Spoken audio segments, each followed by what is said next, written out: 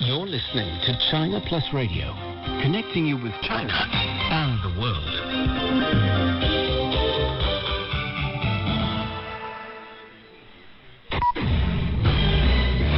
Now the news, I'm Sui. The Foreign Minister of China says that the country will stay committed to the declaration on the conduct of parties in the South China Sea. Wang Yi says that Beijing will work to preserve peace and stability in the region. He was speaking at the ASEAN-China ministerial meeting, which is being held via video link on Tuesday. Wang Yi says that neither external interference nor the COVID-19 pandemic will stop China and its ASEAN partners in their determination to pursue negotiations intended to safeguard peace and stability in the South China Sea. A total of 143 Chinese companies have been listed on the Fortune Global 500 list for 2021, marking the second consecutive year that China has topped the rankings. China's state grade climbed to second place on the list that ranks world's top 500 enterprises by business revenue, while technology giant Huawei moved up from 49th to 44th despite U.S. sanctions. China's Xiaomi Group, JD.com, Alibaba Group, and Tencent Holdings are among the 7 internet-related companies on the list this year, while the other 3 are from the U.S., namely Amazon, Alphabet, and Facebook. The municipal authorities in Zhangjiajie have barred people from leaving the city to curb the spread of COVID-19. This comes after the recent emergence of infections in 15 Chinese provinces. Portugal is set to relax its COVID-19 restrictions as increasing number of citizens are inoculated. The country plans to have 85% of its population fully vaccinated by October. Mia Alberti reports. With more than half of its population fully vaccinated, the first restrictions were lifted on Monday, meaning that the night curfews were lifted, restaurants and bars are allowed to close later at 2 a.m., and most of the venues that were closed so far are now allowed to reopen. That's the case for sports stadiums, casinos, and gyms. Virtually the only thing that remains closed are nightclubs. However, some rules are still in place. You have to wear a mask in most places, and you have to present a digital vaccine certificate or a negative test to enter a restaurant on weekends. The second phase of this plan is due to happen in September, when experts expect 70% of people to be fully vaccinated. Then we'll see venues capacities extended, and then the final Freedom Day, or the final phase of this plan, is due to happen by October, when 85% of people are expected to be fully vaccinated, and then we'll see nightclubs allowed to reopen for the first time in a year and a half, and most of the restrictions lifted across the country. Ebrahim Raisi was inaugurated as Iranian president on Tuesday. The inauguration came after he received approval from Supreme Leader Ayatollah Ali Khamenei in a ceremony broadcast live on state television. In a speech during the ceremony, President Raisi said he will take steps to lift U.S. sanctions. North Korea has answered South Korea's calls via radio hotline for the first time since bilateral communication lines were restored last week. The two countries reopened all cross-border communication lines last week, including military hotlines, which were severed over 1 year ago by Pyongyang. Chinese diver Xie Siyi won the men's 3-meter springboard gold at the Tokyo Olympics on Tuesday, claiming his second gold at the Games. After the 6th-round final, China witnessed a 1-2 finish, as Xie finished first with 558.75 points, followed by his teammate Wang Zongyuan with 534.90 points. Xie was the first men's 3-meter springboard world champion to win Olympic gold in the event since 1988. After pairing with Wang for the gold in the 3-meter springboard synchronized on July 28th, Xie became the second male diver to win the individual and synchronized events at the same Olympic Games since China's Xiongni in 2000. China has won this event in 5 of the past 6 Olympic Games, except the gold in 2012, which was won by Russia. Action film Raging Fire continues to dominate the Chinese mainland box office. The action film stars Hong Kong's Donnie Yen. It tells the story of police detectives as they hunt for a gang of drug traffickers. The film ended its 4th day of screening with daily earnings of more than 46 million yuan, accounting for over half of the day's total. In second place was romantic comedy Upcoming Summer. It generated more than 17 million yuan. Coming in third was animated film White Snake 2, The Tribulation of the Green Snake. And that's the news. I'm Sui.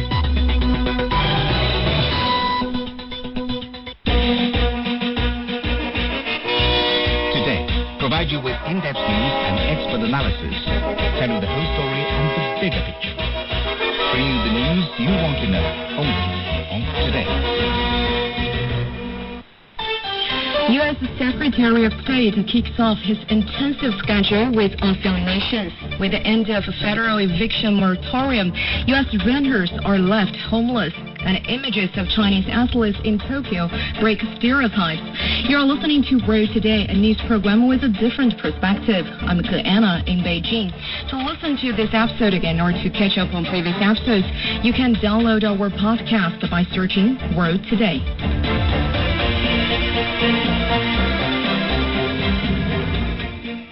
Washington's offensive against Beijing continues as U.S. Secretary of State Antony Blinken kicks off an intensive meeting agenda within the framework of ASEAN. Experts believe the top U.S. diplomat's visit is aimed at building and strengthening a military and diplomatic ambush of China. But will the U.S. coercive pressure on ASEAN nations work and force them to choose a side? To delve into these questions and more, let's talk to Professor Rong Ying, Vice President and a Senior Research Fellow at the China Institute of International Studies. Thanks for joining us, Professor Rong. Thank you for having me. So what do you make of the timing and apparent purpose of Blinken's meeting with foreign ministers from ASEAN nations? Well, of course, the visit itself, even though it's taken a virtual form, is kind of regular ASEAN meetings season in which I think all the dialogue partners, including the United States, would have to come to talk with the ASEAN countries. But the very fact that the U.S. The Secretary of State himself, and also I think the intensity of the diplomacy of the U.S. towards ASEAN is something telling. I think if you look at the overall diplomatic sort of agenda of the United States in general, one would find a kind of a sense of catch-up because over the past 6 months since the inauguration of the Biden administration, one would notice that President Biden has not spoken with any single ASEAN leaders. Until last week, I think there was no sort of cabinet minister visiting the region. So there's a kind of sense of neglect or disappointment from the ASEAN side because the attention and the energy that the U.S. has paid to the other part of the region, Europe, and the other agenda that is containing or suppressing China. So the visit itself is something more a kind of catch-up. And then what would be interesting to see is that what the real thing, in what sense the U.S. is going to present itself, its diplomacy, and sort of concrete things to the region in terms of stability and development. And also, what can the U.S. offer to the region, right? Exactly, yeah. Can Washington ensure that this is mutually beneficial, in your opinion, as it aims to fostering a strong relationship with ASEAN? Well, I think there has been a lot of rhetoric. If you look at the past weeks of the visit of the Secretary of the Defense and the coming visits, certainly I think the meetings of the Secretary Blinken himself and the announced visit of the Vice President at the end of this month. But again, that is, as I said, the U.S. strongly feel that it needs to do more, but in which sense and how U.S. is going to sort of play such kind of role. Is it going to play up the tensions, create a trouble so that they can fish in the troubled waters, or is it going to have a constructive role and more in a sort of a contribution in terms of fighting the pandemic, in promoting the development, and also I think to ensure that the region as a whole will continue to enjoy a long-term stability and prosperity and common development. So big question mark, a lot of interest. Yeah, indeed. As you mentioned, many believe this is yet another round of maneuvers by the U.S. in its drive against China. But will it work among ASEAN nations, in your opinion? Do you think ASEAN is willing to choose a side between the U.S. and China? Well, ASEAN definitely does not want to take sides, choose from the U.S., from China and the U.S. I think I also want to make very clear at this juncture that China does not see an interest in competing with the United States for the region, for ASEAN, because China has never take ASEAN as a kind of proxy or the ground for competition with the United States. Therefore, the United States, for the purpose of containing and suppressing China, want to out-compete China in this. So that makes, I think, the ASEAN very much, uncomfortable. And even though I see that the recent visit by Secretary of Defense Austin tried to assure the ASEAN countries to make a point that they will not force ASEAN to choose between the United States and China. The very fact that it is always criticize China and talk about the problems with China and so forth, and makes ASEAN countries very much wary and uncomfortable about U.S. policy.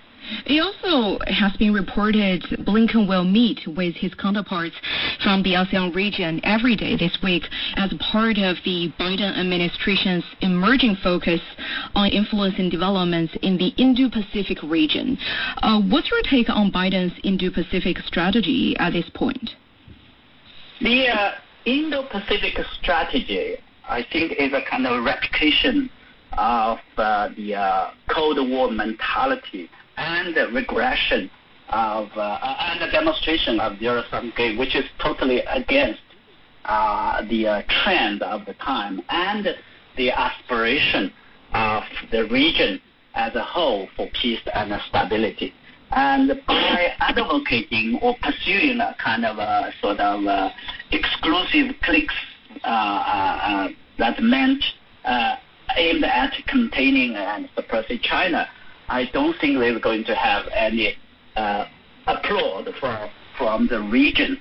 But the very fact that it is focused on promoting the Quad, a kind of alliance between the United States, Australia, Japan, and India, would also be perceived by ASEAN as a kind of attempt initiated that would undermine the ASEAN centrality.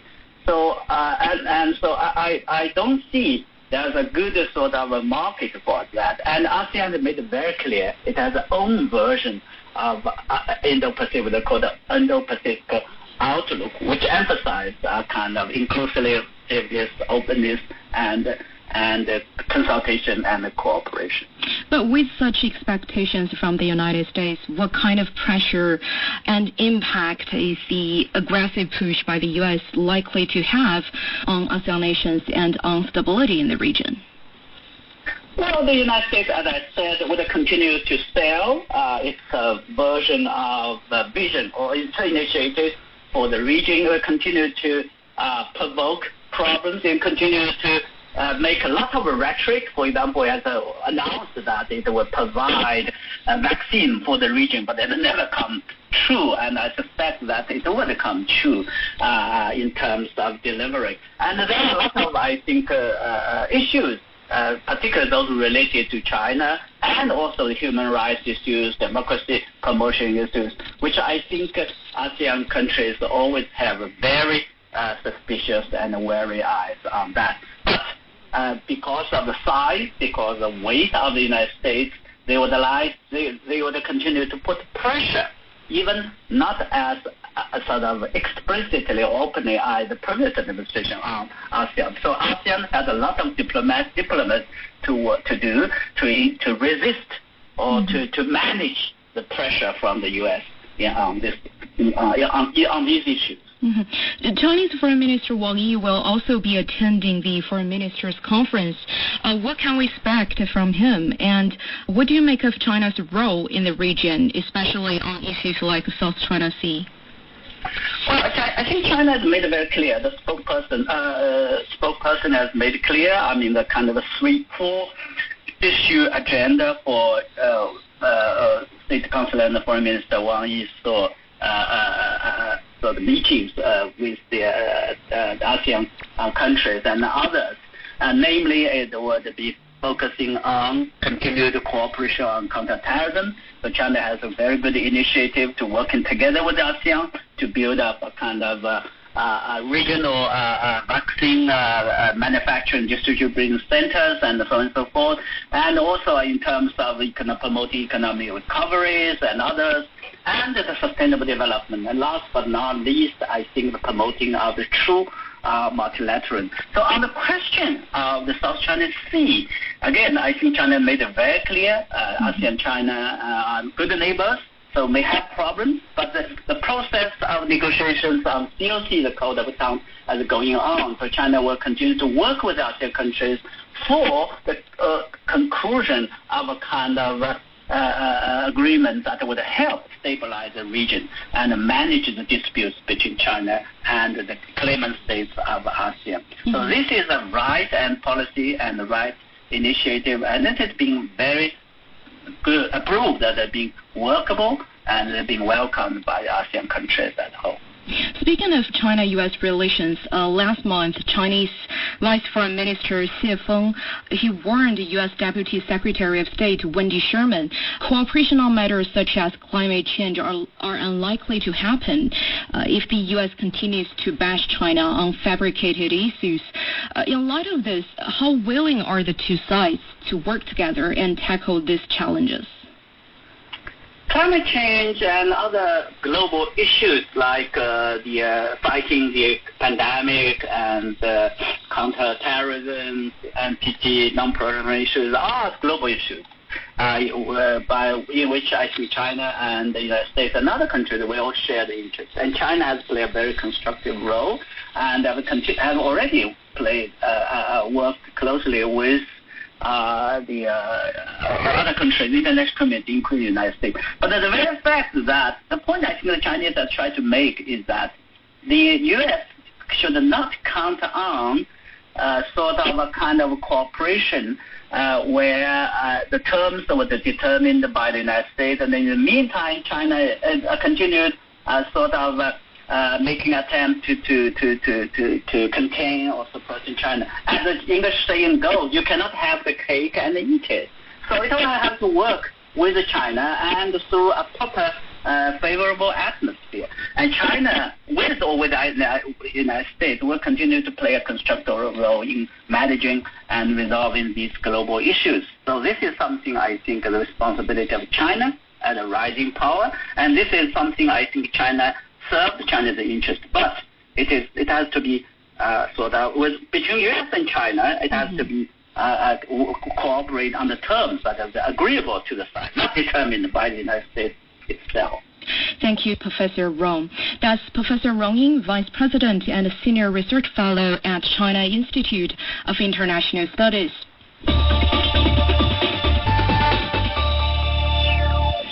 A total of 143 Chinese companies were ranked as the Fortune Global 500 enterprises this year, placing China top for a second consecutive year. In comparison, the list had 122 companies from the United States and 53 from Japan. So for more on this, our Zhang Yang spoke with Andy Mok, Senior Research Fellow at the Center for China and Globalization. So, Andy, first, Chinese companies show strengthened competitiveness in this year's Fortune Global 500 list, with 143 Chinese companies ranked on the list, which is more than the United States. And last year, the number of Chinese companies was 133. So what do you think are the main reasons for 10 more Chinese companies climbing on the list? Well, Zhang Yang, first of all, as you've said, last year was the first year that there were more Chinese companies than American companies on the Fortune 500 list. And I think that's a very important milestone. And it occurred for, I think, two reasons. One is pretty simple and obvious, and that is that the country with the greatest economic momentum certainly will produce more successful, larger companies.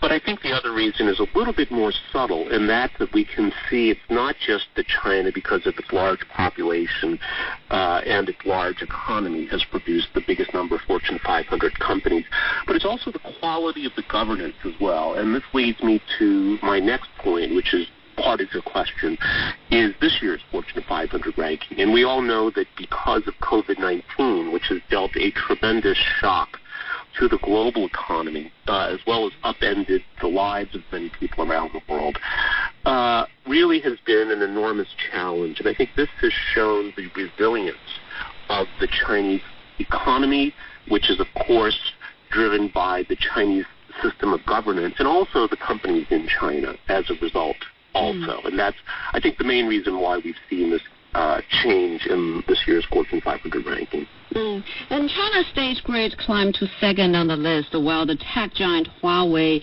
ranked 44th, up from 49th the previous year, despite the U.S. economic coercions on the company. So, Andy, how would you explain that? Well, I think there's two ways to look at this. The underlying resilience and momentum of China's economy. And also, I think it demonstrates the self-defeating, and also, as we can see through the Fortune 500 rankings, the failing efforts by the United States to contain or undermine China economically and technologically. And in a sense, this has boomeranged and perhaps even backfired by creating even more momentum and energy for Chinese companies. And one important thing to point out, too, is that when we look at COVID-19, which has been a shock to companies all around the world, but I think it's also reinforced the underlying dynamics of global trade, especially between the U.S. and China.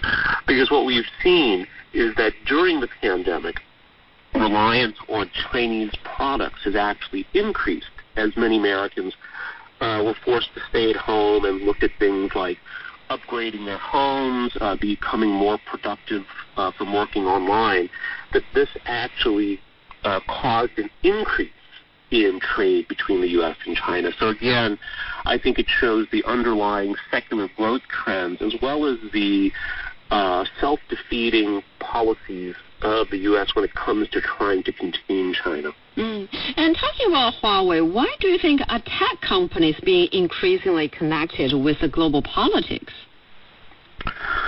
Well, I think we can see a couple reasons for this. First of all, as we move into an increasingly digitized world, and in particular as we move into this IoT or Internet of Things world, where everything from automobiles to airplanes to pretty much anything you can imagine becomes connected to the Internet, that technology is becoming increasingly important. And we've also seen increasing vulnerabilities as well through these cyber attacks and ransomware attacks as well, that this is becoming an increasingly important subject. And then we compound that by looking at the rise of China and the unease and even fear that that's created in the United States. And that's then not surprising that we see companies like Huawei targeted. And the U.S. actually put Huawei on a chip export blacklist in 2019, and in less than 2 years, the U.S. slapped several rounds of sanctions on Huawei, with harsher measures each time. So how did it affect Huawei's consumer business and the company's development? Well, clearly it had a very challenging effect on Huawei, as we've seen in its global rankings as a smartphone vendor, as we've seen with moves that take, for instance, to sell its Honor brand, and still unfolding as we see Huawei looking to adapt to this much more challenging environment. But I think that being said, again, in the short term, it clearly has been an enormous setback for Huawei. But we can also see the resilience and the determination of Huawei to adapt. And similarly, as we see with the weaponization of the technology supply chain, that China also is adapting. And in the long run, I think what this might end up doing is actually boomeranging back on the U.S.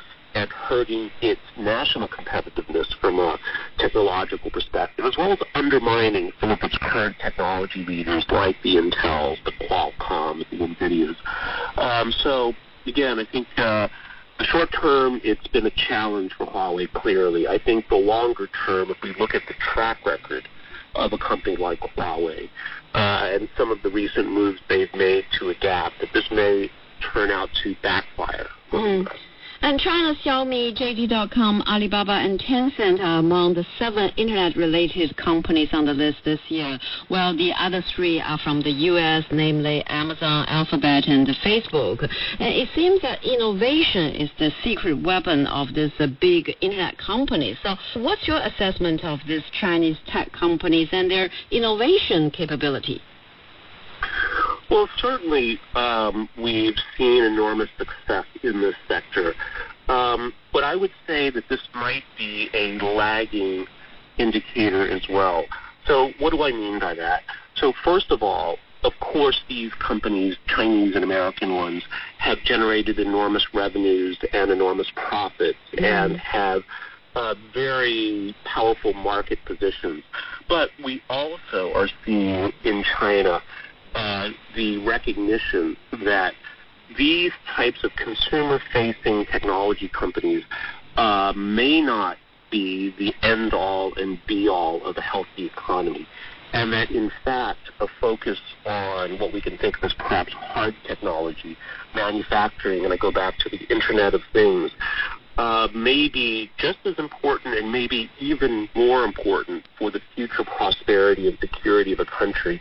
So we may see, if not next year's Fortune 500 rankings, but certainly in the not-too-distant future, I think these companies may be joined by newer Chinese companies that are focused more on manufacturing and other kind of hard tech versus digital consumer tech like e-commerce. And among the 7 internet giants, Xiaomi saw the largest increase in the rankings, rising by 84 places. So what happened to Xiaomi, and how has Xiaomi made it? Well, I think, of course, Xiaomi is a very successful company, and in particular, they've done a phenomenal job of marketing in the sense of creating awareness in a crowded and competitive marketplace, but also marketing in the sense of rapidly developing and launching products that have gained consumer acceptance, whether we're talking about smartphones or televisions or robotic vacuum cleaners. So they've done a good job there, but they've also benefited from the sanctions against Huawei as well. So I think that they've done a very good job of focusing on their market, but also been the beneficiary of some geopolitical developments too. And due to the COVID-19 pandemic, cumulative sales in energy and auto sectors fell by more than 10%. So, Andy, will this continue? Well, I think we have to see. So, again, COVID-19 was an enormous shock to the global system. There were winners, there were losers. And I think one of the questions we have to see as we adapt, and I don't say bounce back, but adapt, because there seems to be increasingly clear evidence that we will be dealing with COVID-19 for quite a long time, that it won't be a one-off, but it may actually result in longer-term changes. So again, I think we have to see how this affects various industries around the world. That's Andy Mark, a Senior Research Fellow at the Center for China and Globalization. This is for today. We'll be back in a minute.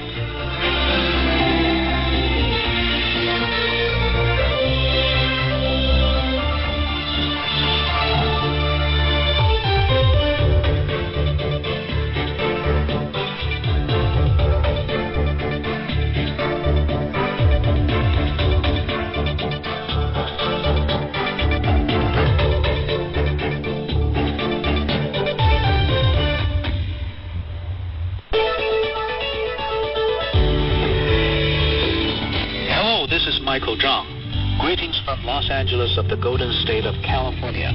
Thank you today for making me part of your team. I truly enjoyed the debates we had and look forward to many more in the years to come.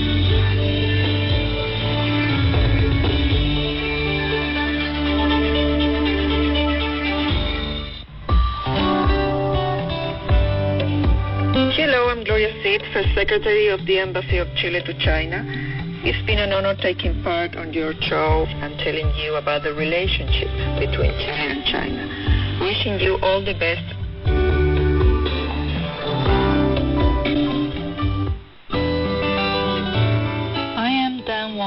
China analyst from the Economist Intelligence Unit. Today is a very fun program. It is a place you hear interesting people discuss global events, social trends, and what is happening in China and in the rest of the world. So friends around the world, hope you can join us. In-depth analysis, valuable insights, expert views, presented by an award-winning team. Today, keeping you well-informed, up-to-date, and ahead of the news. You are listening to Right Today with me, Anna, in Beijing. After the U.S. national eviction moratorium expired on July 31st, millions of renters are about to be left homeless. The economic fallout from the COVID-19 pandemic has severely affected tenants and has led to widespread housing insecurity in the United States. At the same time, federal COVID-19 financial relief was being reduced. With both economic and housing pressure, what is the future of suffering Americans? To talk more about this, let's have Mario Cavallo, founder and also CEO of the M Communications Group. Thanks for joining us, Mario. Anna, always a pleasure. What did Congress, the United States, fail to pass a last-minute extension of the federal eviction ban?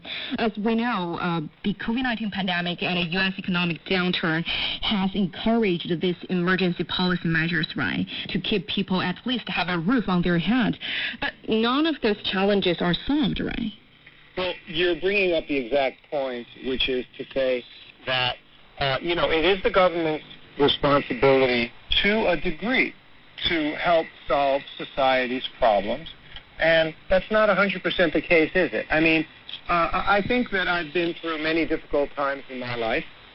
Some of those things were, and we all have, and some of those difficult times were perhaps due to my own fault, the things I did or shouldn't have done, did do or didn't do, and so the individual person needs to take some responsibility for their lot in life and their role in society. However, that falls within the framework of what the government makes possible. And the problem with the United States is that over the last 20 years, the government political system has gradually and steadily, literally just broken down. It's disintegrated. It's broken.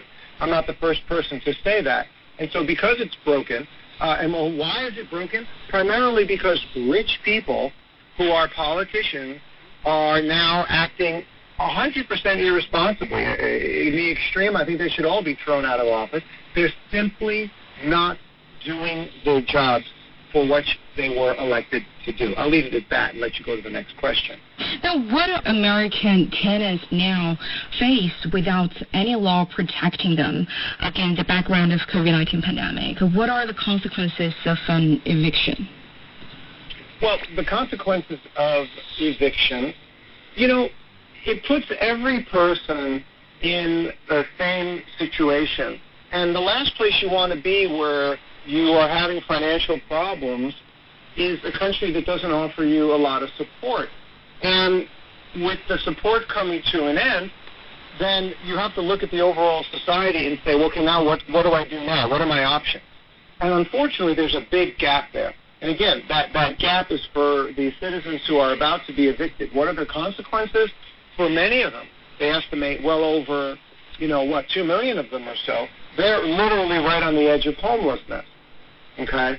And so, I have to take a moment to compare that. I mean, they're in trouble. That's all there is to say about it. They're in big trouble, and this is going to add some more problems in the society.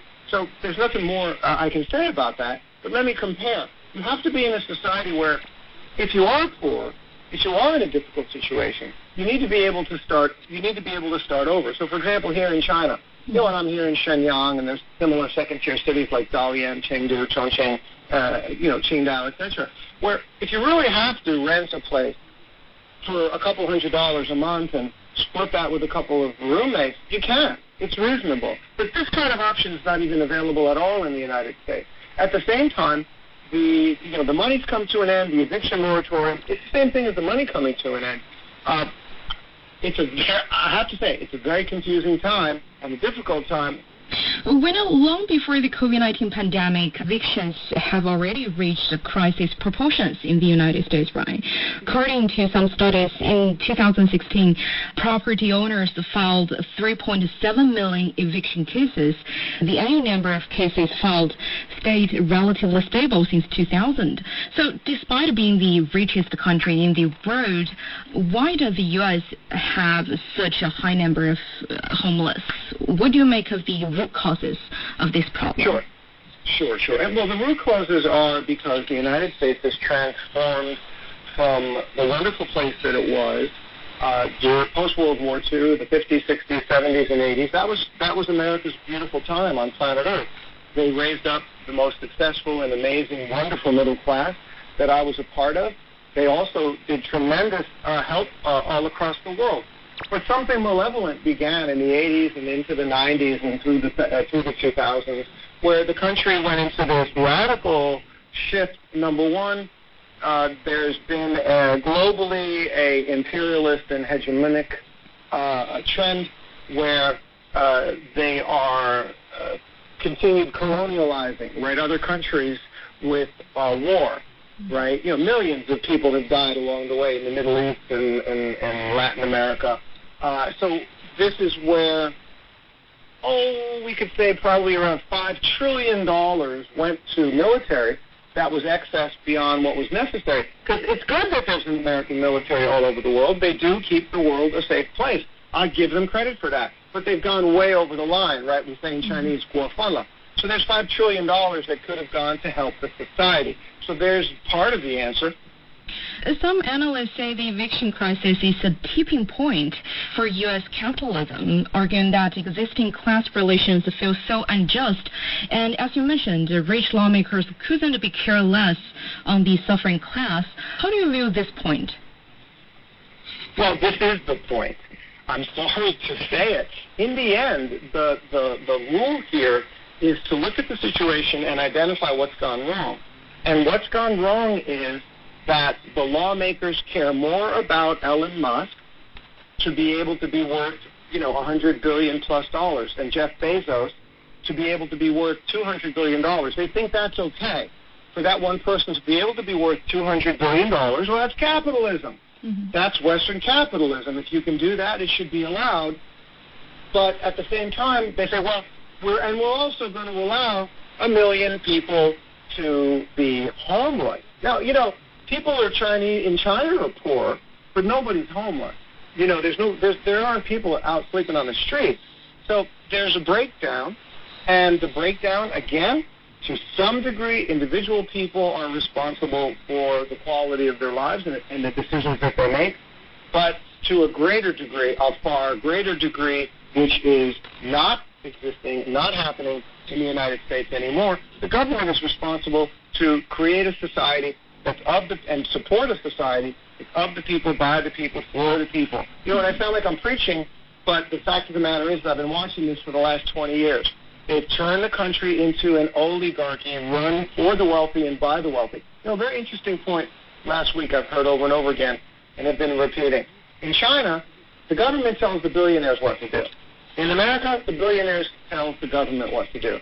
And nobody's telling them what to do and about taking care of these people who have no money and now are being evicted. And yes, you said it.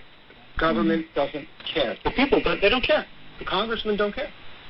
For the people, they depend on the government to guarantee housing and help them meet basic living conditions, right?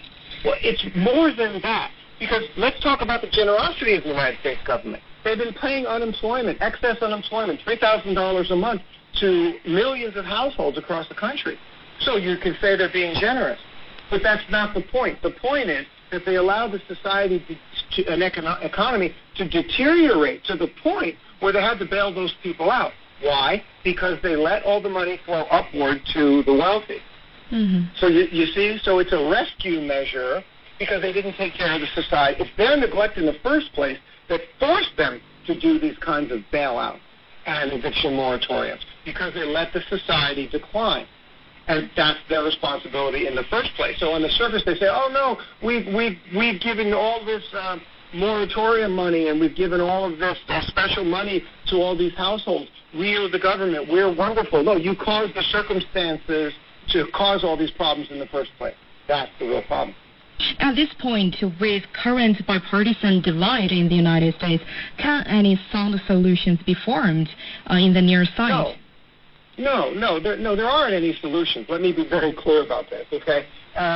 People think there's a difference between the Democrats and the Republicans, and they argue ideologically about differences, but in the end, they're both beholden to the billionaires. The United States is an oligarchy now.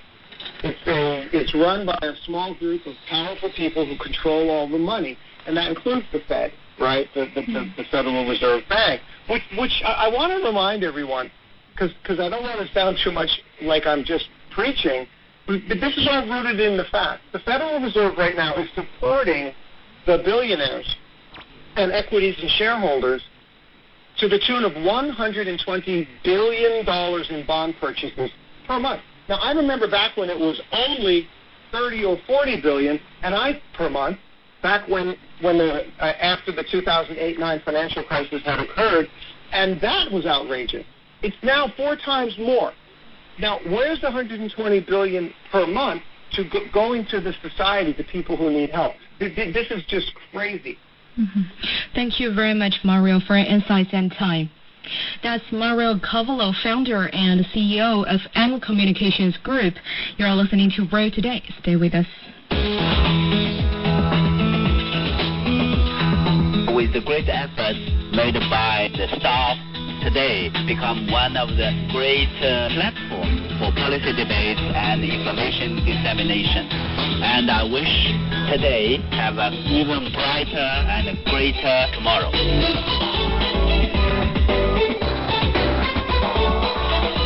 You're listening to Road Today. As China's gold medal count continues to grow at Tokyo 2020, a new round of China bashing has begun. A highly critical article in the New York Times accuses China of being a sports machine with a single goal: to win the largest haul of gold medals possible at any cost. The article is not an isolated case. Western media outlets have gone as far as using unflattering photos of Chinese athletes and incomplete map of China in their latest smear campaign since the Tokyo Olympics began. So what do they aim to achieve beyond the slandering, and do everything have to be politicized? To answer these questions and more, we're joined by Einar Tangen, author and columnist. Thanks for joining us, Einar. My pleasure. So the Olympics is supposed to be a platform to build bridges for peace between states and let athletes showcase their talent. Yet we've seen widespread biased coverage of Chinese athletes at the Tokyo Games. What do you make of the reasons? Well, unfortunately, it's a continuation of kind of the Cold War echoes of, what happened between the U.S. and Russia. Back then, if you went back, you would, in essence, see the exact same article. And it's really a shame. I mean, they're taking the efforts of these young people who have poured their hearts and energy into doing the sport just the way everybody else is in the rest of the world, and they've made it into some sort of criminal enterprise. It's shocking. I mean, it's ironic that the New York Times one day runs how wonderful it was to see Qatar's Mutaz Barshim and Italy's Gianmarco Tambri, decide to share a gold. What a magic moment. Yeah, and the next day they come out with this nonsense about how, China's a gold medal machine. Now, with such tactics, what do they aim to achieve? It's just this daily barrage of anything that China does is negative. I mean, the negative portrayals of Chinese athletes, this horrible article. It's not fair. It's not in the Olympic spirit. Yes, actually, China is being accused by Western media of obsessed about being the best. And New York Times even titled China as a sports machine with single goal, the most goals at any cost, arguing that China relies on a system that puts tens of thousands of children in government-run training schools. Based on your understanding of China, what do you make of these accusations? Well, the reality is that there are children who go to sports schools. It's an opportunity for them, just like kids from, America's inner city who go on to play in the NBA. They have dreams. They have hopes of representing their country. Making it into some sort of tawdry affair where they're forced into this is it's disgusting. And frankly, it's sour grapes. This article would not have appeared if the U.S. was leading in the medal standings and the gold medal standings, but because it's not, all of a sudden they have to run this, as I said, a Cold War era echo of an article. It goes against everything that supposedly the U.S. is supposed to stand for. Even thank you speeches from Chinese athletes are also being hyped, accusing Chinese athletes of thanking their country and pointing out that one Japanese athlete thanked his parents first, in contrast to China's athletes. Do you ever feel that those media are trying to dehumanize China and Chinese people? Well, absolutely. I mean, there's a big controversy in the U.S. when somebody takes a knee in the acknowledgement of the fact that China is an unequal society where young black men are victimized. Not only black, Asians and also Hispanics, anybody who's not white. And when they take a knee, all of a sudden becomes a controversial issue. But, when China mentions how proud they are to represent their country, suddenly that becomes a crime. Chinese athletes actually used to present themselves as more of a unified face, reflecting hardworking, less talkative. But recent years, we've seen many lovely moments among Chinese athletes, like making heart gestures, making jokes. Have you noticed such changes? What do you make of the new generation of Chinese athletes? Well, the new generation of Chinese athletes reflect their kind of middle-class backgrounds. You need to go no further back than Li Na, who was a rebel, even by Chinese standards or American standards. She had her tattoos. She had her own beliefs. She would speak out. She was funny. She was irreverent. And this is just the way it is. So trying to separate people based on their race is despicable. I mean, the whole point of the Olympics is to put all of those things aside. And for some reason, this poor deluded fool cannot. Einar, what's your favorite Olympic moment so far? Oh, it has to be the sharing of the gold. I mean, just to see the genuine moment when these two best friends said, look, we don't need to compete. We have to acknowledge each other. This is the Olympic spirit. This is the kind of magnanimous things that we want for the world. Two people who are competing, who are able to put aside their differences, their desire to win in acknowledgement of friendship and everything else. It's really a magic moment, and it will live well beyond this Olympics. Indeed, that's the real Olympic spirit. Thanks, Einar. That's Einar Tangen, author and columnist. You're listening to Road Today. Stay with us. Lhasa, Ningxi, Shagat, railway tripping, Tibetan style. Wow, this is actually happening in the history of Round Table for the very first time. Why are you so excited? The Round Table team is going to Tibet. Okay, and me. Let's go. Go. For more info, search 英语环球广播 on Weibo or CRI Learn Chinese on Facebook. See you at Round Table. You are listening to Road Today. A longer historical perspective is essential for understanding the unique China model and its complexity. Efforts by Chinese leaders and citizens in the late Qing era, Republican period, and history of the People's Republic of China are among the most essential roots that led to modern China's remarkable accomplishments.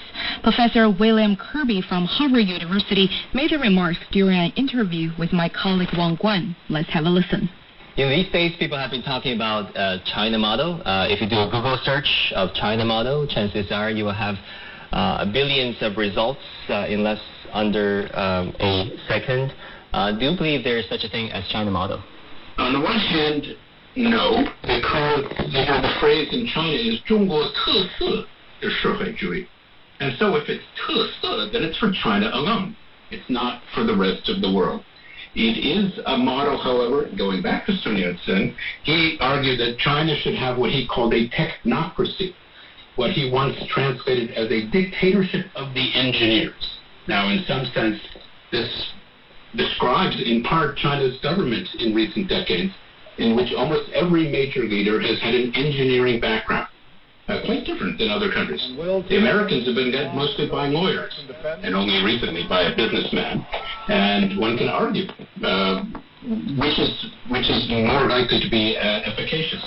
But in any event, there is a China model, as it were, over the last century of believing in the scientific basics of government, not always realized by any means, but bringing into authority those who have a track record of success.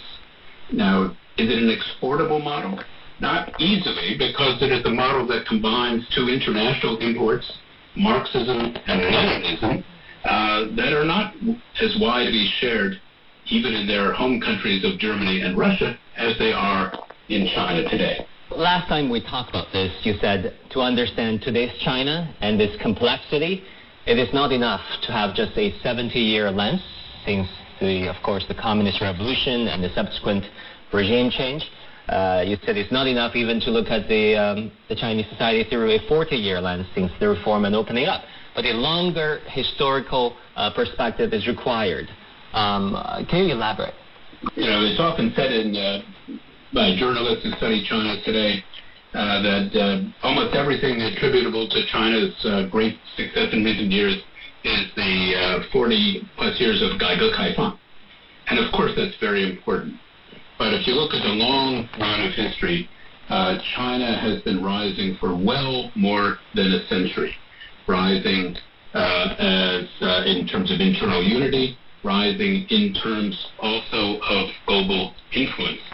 The self-strengthening movement of the late Qing, really setting in place kind of the first industries of modern China.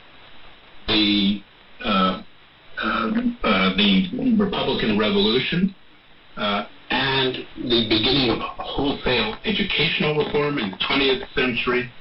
All of you see a China that has engaged in the broader world as a means both of strengthening itself and, in terms of the long run of history, regaining a central spot as it had a century earlier in global leadership.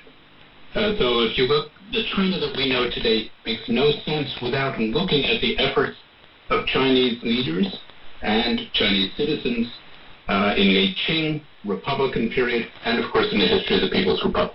And then what are some of the most essential qualities that led to China's, many of its accomplishments that we saw today?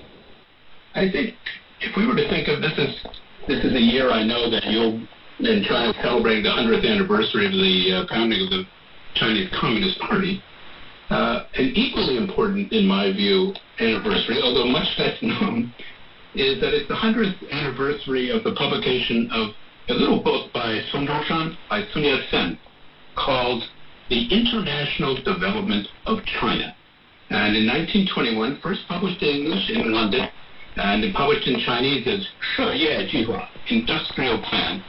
Sun Yat-sen laid out the plan for China's physical modernization, roads, railroads, ports, to be built with international capital in China, using international capital, as he said, to build socialism in China. There has never been a more ambitious infrastructural plan, and in some sense, Sun Yat-sen set in place the ideals of China's reconstruction, China's what he called the Jianguo, the construction of the country, through a combination of cooperation with the rest of the world and massive investment in China itself.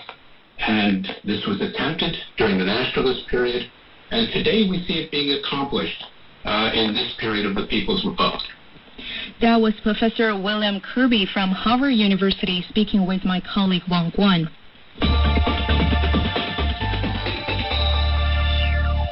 The city of Nanjing is taking steps to combat the new COVID outbreak while ensuring the normal life of citizens. Liu Jiaxin reports. Behind me is this long queue of people getting ready for the fourth round of nuclear acid tests at the Gulou district in Nanjing City. The government designated 9 districts and 58 streets to carry out the fourth round of nuclear acid tests. Earlier, 204 out of 26 million samples in the 3 rounds of nuclear acid testing tested positive. So it's really necessary to carry out further testing to screen all the cases. The delivery workers have become a high-risk group because of their risk of infection. And with 1 new cases reported being courier in the city, the government has banned all the delivery men from entering residential communities. And the parcels they are carrying are under disinfection at least twice a day. More on the offline groceries, the government said they welcome the citizens to report to the hotline 12345 if there's any prevention and control measures not in place in the offline groceries, restaurants, and shops, you name it. That's Liu Jiaxin reporting. For tracing the origin of COVID-19, China has proposed joint research in multiple places around the world. Here's Professor Huang Jie from School of Public Health of Peking University. We have been saying that the virus has no border. I think especially scientific investigations. China has welcomed the teams of global experts twice for investigation, and the conclusion has been already announced in front of global TVs. And this conclusion should not be modified after some closed-door political meetings. So I think it's reasonable for similar scientific investigation to be conducted elsewhere. I understand that there is a 96% genome sequence similarity between the SARS-CoV-2 virus that affected a human being and the one virus that affected a bat found in China. But the 4% of genome difference is actually a huge difference. For example, the humans and the chimpanzees also have a 4% genome difference. But the common ancestor for humans and the chimpanzees are more than 5 million years ago. So I think the finding and the transparent sharing of genetic information of such a bat in China should be viewed as a contribution to science and global health, not the other way around. Otherwise, who will share such information again for the next pandemic? That's Professor Huang Jie from School of Public Health of Peking University. That's all the time for this edition of Word Today with me, Guyana. Thank you so much for listening.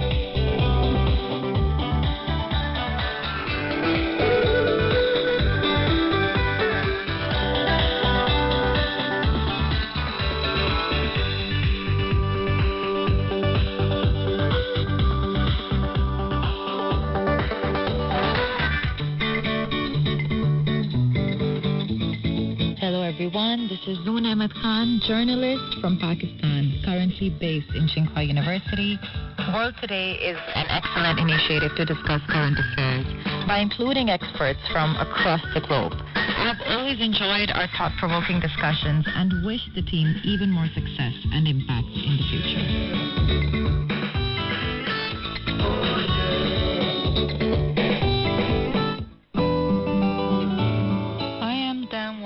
China analyst from the Economist Intelligence Unit.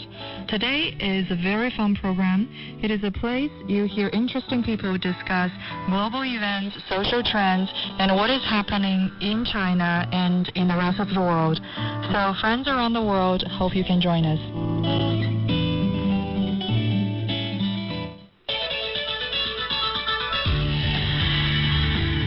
Hello, this is Michael Zhang. Greetings from Los Angeles of the Golden State of California. Thank you today for making me part of your team. I truly enjoyed the debates we had and look forward to many more in the years to come.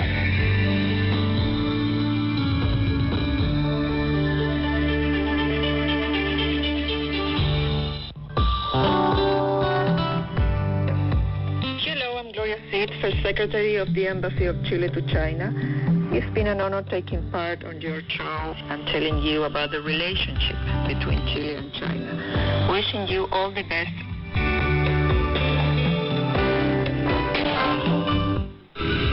In-depth analysis, valuable insights, expert views, presented by an award-winning keeping you well informed, up to date, and ahead of the...